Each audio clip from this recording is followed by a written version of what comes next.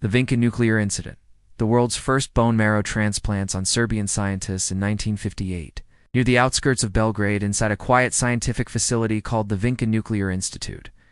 6 young Yugoslav scientists were working late into the evening on an experimental nuclear reactor.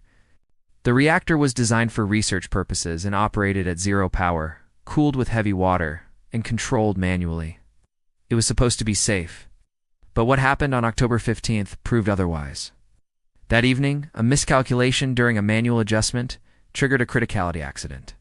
A sudden and uncontrolled chain reaction occurred. In a fraction of a second, a powerful burst of radiation was released into the room.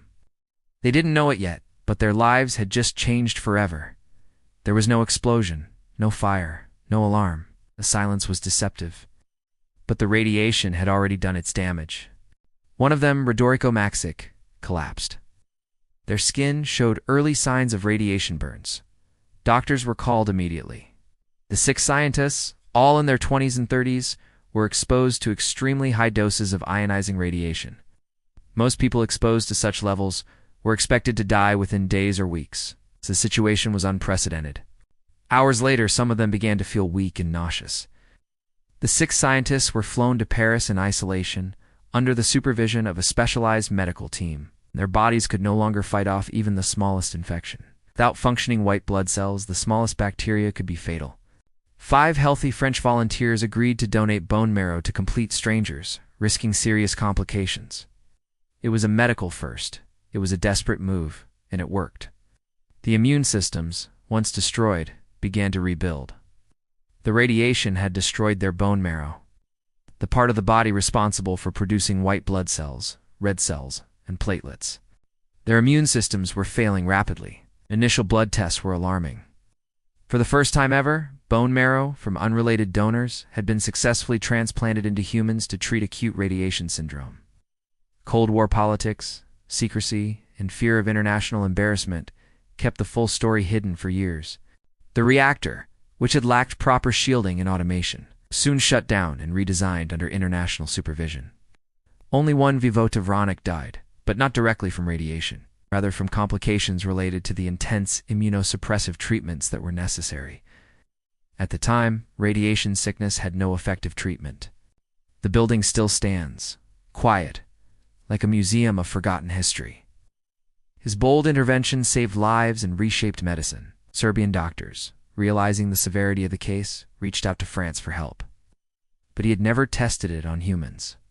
At the Institut Curie in Paris, a bold and innovative oncologist named Georges was conducting groundbreaking research on bone marrow transplantation. Had studied the effects of radiation on animals and believed that bone marrow transplants could rebuild a destroyed immune system. There was no time to debate. Yugoslav government arranged an emergency medical flight. When they arrived, they were weak, feverish, and in critical condition. Doctor agreed to perform the transplants. But there was a challenge. Marrow transplants usually required a genetically matched donor. None of the scientists had siblings or relatives available, so made a bold decision. He would use unrelated donors.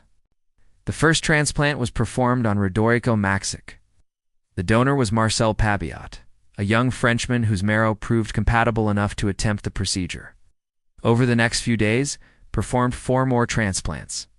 The results were astonishing. The patients began to recover. Their blood counts slowly improved. In the end, 5 of the 6 scientists survived. The Vinca incident became a turning point in medical history. Work paved the way for modern stem cell and bone marrow transplants used today in cancer treatment and immune disorders. The event also raised serious questions about nuclear safety in Yugoslavia. Yet despite its importance, the Vinca incident was kept relatively quiet. Few people outside Yugoslavia and France knew that the foundations of modern transplant medicine were laid by an emergency. Not in a hospital, but in a reactor room in Belgrade. The 6 scientists, who had only wanted to push the boundaries of physics, became the unintentional pioneers of a medical revolution.